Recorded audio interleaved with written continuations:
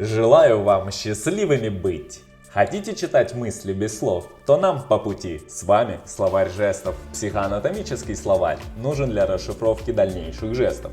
Промежность. Неосознанные стремления.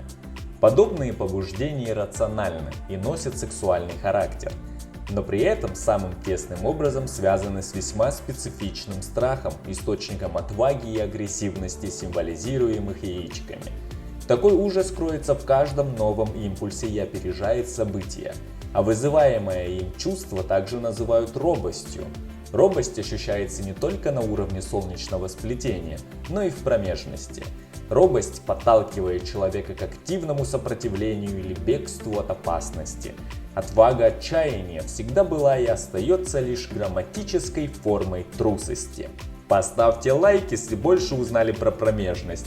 Завтра расскажу про пупок и что он символизирует. Всех благ, дорогой зритель, узнаем о человеке все.